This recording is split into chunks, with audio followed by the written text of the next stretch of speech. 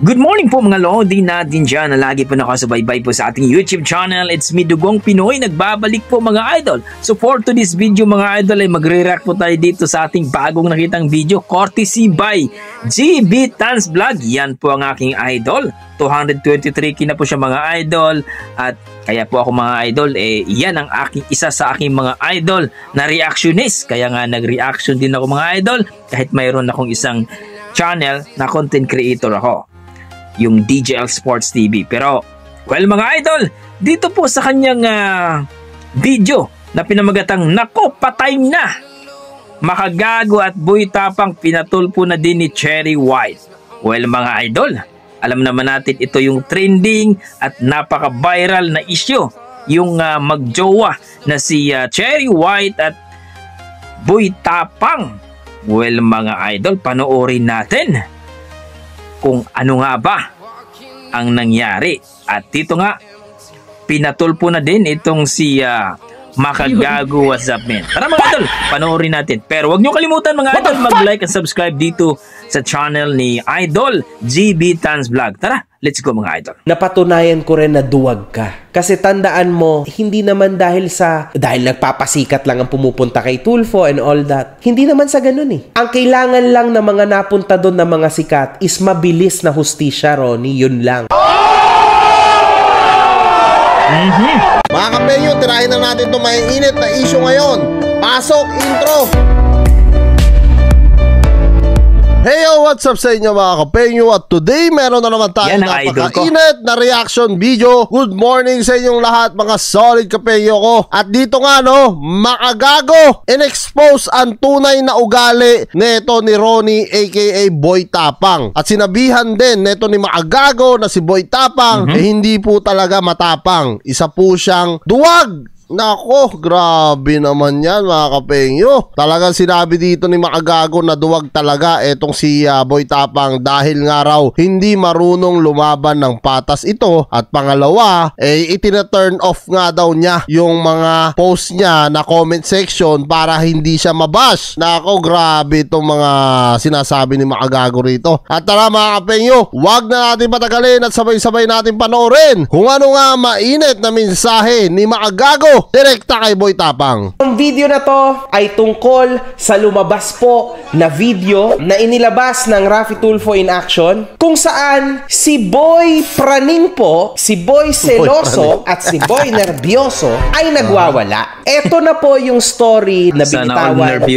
Cherry White na pinagselosan po ni Boy Nervyoso yung mga fans ni Cherry White na nagpa-picture sa kanya sa Alcoy, Cebu. Alam kong mahina ka! Alam kong mahina ka, tarantado! Ay, nalagay!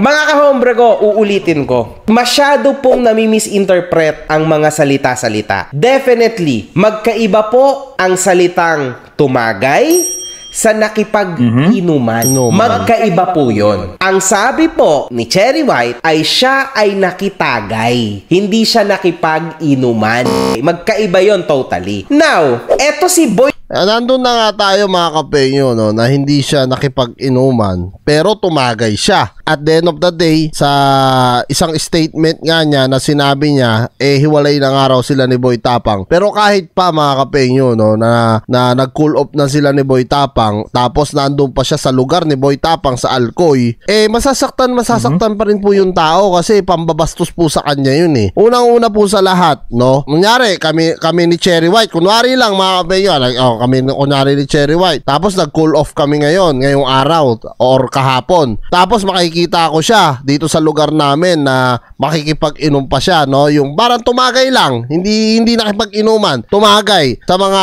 lalaki niyang fans. Masakit pa rin po 'yon, no? Kahit kanino pong lalaki na gawin 'yon, masakit po 'yon. Kaya siguro nagselos eto si Boy Tapang, no? So may reason naman kung bakit nagselos talaga si Boy Tapang. Unlike nga raw, no, dito kay Cherry White na sinasabi ni Boy Tapang na talagang grabe kung magselos. Minumura siya, sinasaktan siya.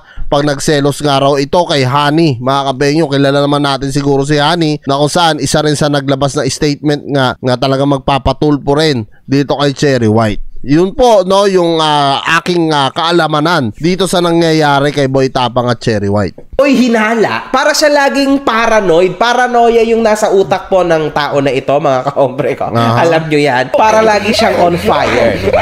Pero alam nyo kasi, ang napansin ko kay Ronnie is, ang galing niya pong magtago sa kanyang ugali. Akala kasi ng mga tao, porket tumutulong, nagbibigay ng pera sa kapatid, nagbibigay ng pera sa tatay, nagbibigay ng pera sa ganto. Ronnie, tapos na yung era mo na ganyan. Do you understand? Do you follow? Iba na ang era ngayon. Hindi na uubra, hindi na tatama yung mga ganyan na paggamit mo sa mga nangangailangan na tao na bibigyan mo sa harap ng camera. Hindi na po yan nakakabait ngayon. Kasi So dito no, sinasabi ni Makagago na hindi na raw nakakabait ang pagtulong. Pero para sa akin po mga kapengyo no, ang pagtulong wala naman po yan sa kabaitan or kung ano ka pa man. Basta bukal sa puso mo ang tumulong, kahit pa pong anong ugali mo no, talagang +1 ka pa rin sa itaas once na tumutulong ka. Iba pa rin po talaga yung tumutulong ka sa kapwa mo kaysa hindi. Mas malala naman kung pangit na yung ugali mo tapos hindi ka patutulong. Hindi po ba, mga kapengyo? Ang totoong ugali mo ay ito. Ito sinasabi ni MG, yan daw ugali ni Boy Tapang, no? Pre! Huwag mo kong lukuhin sarili mo! Lukuhin mo yung sarili mo! Huwag kami mga Bisaya! And yes. Alam mo mga kapengyo, sa nakikita ako sa video na yan kung bakit nagkaganyan si Boy Tapang, malamang sa malamang mga kapengyo, nagselos po kasi nga no? Alam nyo po kasi pagka nagseselos ang mga tao or ang isang tao, lahat po talaga magagawa niyan, no? Yung iba nga nakakapatay pa dahil sa selos. Totoo po yan. Yung ganyan po na malalaman nga niya na nakitagay, hindi po nakipag-inuman na lang, sige hindi. Nakitagay ang kanyang ex, no? Kasi naghiwalay nga daw sila pansamantala sabi ni Cherry White. Yun nga yung sinasabi ng mga tao sa akin, no? Naghiwalay nga daw. Okay, nandun na tayo na naghiwalay sila pansamantala. Pero nandun pa rin po na mahal pa rin ni Boy Tapang etong si Cherry White. Tapos nandun pa sa lugar nila mismo sa Cebu, sa Alcoy, na nakikipagtagay nga ako, no? Doon sa mga fans. Natural, magsiselos, magwawala ng ganon. Dahil mahal niya pa, no? Pero kung hindi naman mahal ni Boy Tapang yan, sa palagay nyo ba, magaganyan niya, mag-hysterical yan doon, magwawala yan? Siyempre, walang pakialam ba niya kung uminom si Cherry White, di ba? So, yun yung nakikita ko dyan kung bakit nailabas ni Boy Tapang yung galit niya. Kaya kung bakit nababash nga siya ngayon, nagmumukha siya masama nga sa mga tao, no? Dahil po sa pagmamahal niya dito kay Cherry White. Nagwawala ka in public. Well mga idol, dito po sa binigay po na talagang komento ng idol natin na si GB Tan Vlog, na malupit lang talaga ito magkomento, mag-reaction. Well, agree po ako. Kasi dito po sa pinakitang video, medyo hindi maganda yung aura ni Boy Tapang, no? Na kung saan nagwawala siya, nagalit siya. Para sa akin normal din po talaga yon, na yung jowa mo or ex mo na nandun pa sa area mo, no? Nandun pa sa lugar nyo, sino pong mapapahiya? Si Boy Tapang pa din. Hindi ko naman po kinampihan dahil Bisaya din. Doon lang po tayo sa puntong kasi siyempre nakainom yung tao, tapos nalaman niya tumagay yung ex mo doon, baka anong mangyari kay Cherry White, tumagay siya, at siyempre pag nalasing yun hindi natin alam. Well, alam nyo naman na sexy si Cherry White, din baka magawa ng hindi maganda at baka ma-blame pa si Boy Tapang. Kaya siguro ganun yun yung ni Boy Tapang. Isa pa, yun, of course, talagang masasabi ko mahal pa niya si Cherry White, no? Hindi naman siguro magagawa ng tao yun, magagalit kung hindi pa niya mahal yung tao. At siyempre delikadisa din, siyempre masasabihan siya, ano ba yung ex mo? Ano ba yung bisita mo?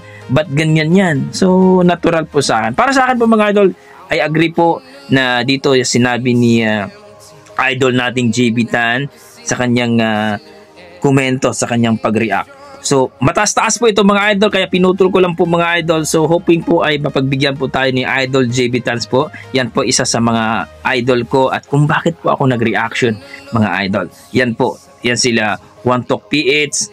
Ito po, yan si Dimples Vlog. Yan po sila si Sir JB Tan po. Yan po yung mga idol ko kung bakit po ako nag-reaction at thanks God po, napagbigyan po tayo ng nasa taas at umabot po tayo ng 100k.